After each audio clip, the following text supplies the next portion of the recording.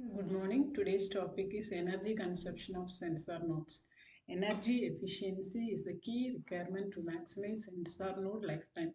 Sensor nodes are typically powered by a battery source that has finite lifetime. Hence, the energy consumption of a sensor node must be tightly controlled. The main consumers of energy are the controller, radio front ends, the memory, and type of the sensor. One method to reduce power consumption of these components is designing low power chips. It is the best starting point for an energy efficient sensor node.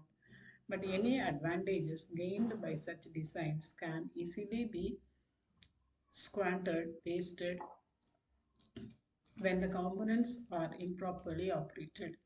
Second method for energy efficiency in wireless sensor node is reduced functionality by using multiple states of operation with reduced energy consumption. These modes can be introduced for all components of the sensor node, in particular for controller, radio front end, and sensors.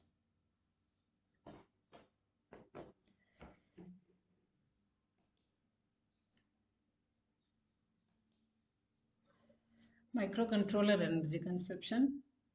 For a controller, typical states are active, idle, and sleep. A radio modem could turn transmitter, receiver, or both on or off. At time t1, microcontroller is to be put into sleep mode, should be taken to reduce power consumption from P active to P sleep.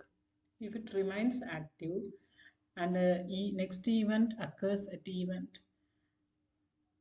at time t event, then a total energy is E active equal to P active to T event minus T1. On the other hand, it has a time tau down until sleep mode has been reached. Let the average power consumption during this phase is P active plus P sleep divided by 2.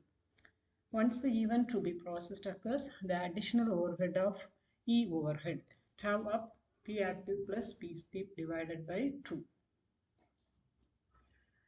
This is the figure which shows the energy savings and overheads for sleep modes. So here we are having few examples. One is Intel Strong ARM. The Intel Strong ARM provides 3 sleep modes. One in normal mode, all parts of the processor are fully powered. Power consumption is up to 400 milliwatt. In idle mode, clocks to the CPU are stopped. Clocks that pertain to peripherals are active.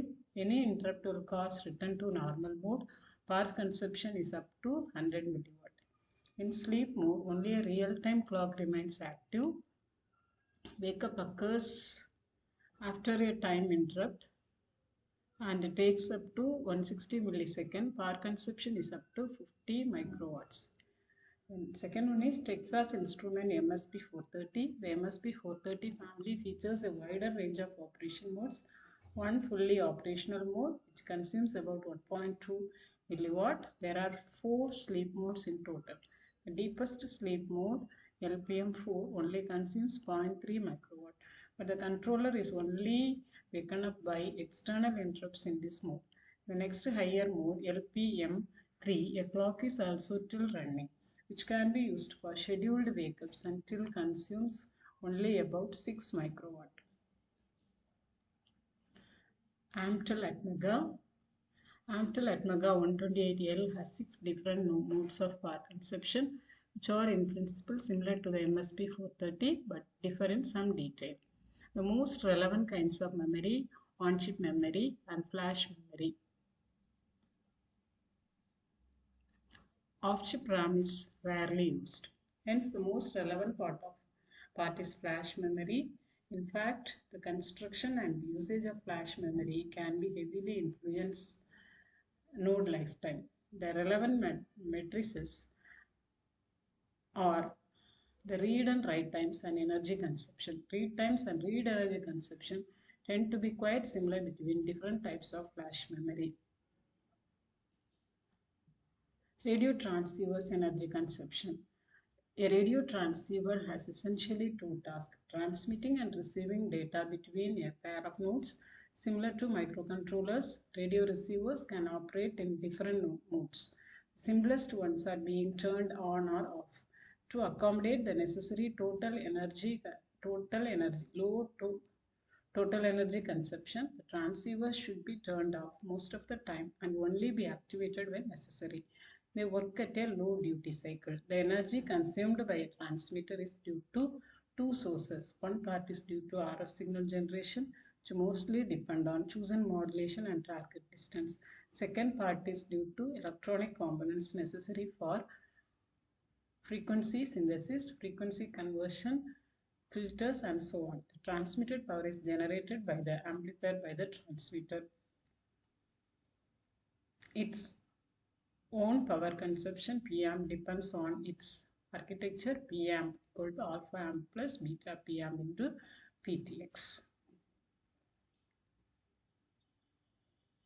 Similar to the transmitter, the receiver can be either turned off or turned on. While being turned on, it can either actively receive a packet or can be idle, observing the channel and ready to receive. Evidently, the power consumption while it is turned off is negligible. Even the difference between idling and actually receiving is very small and can for most purposes be assumed to be zero. During this time of actual reception, receiver circuitry has to be powered up, requiring a power of PRX ELEC. Power consumption of sensors and actuators. Providing any guidelines about the power consumption of the actual sensors and actuators is impossible because of the wide variety of these devices. For example, passive light or temperature sensors, the power consumption can possibly be ignored in comparison to other devices on the wireless node. For others, active devices like sonar, power consumption can be quite considerable in the dimensioning of power sources on the sensor node. Not to overstress batteries. Thank you.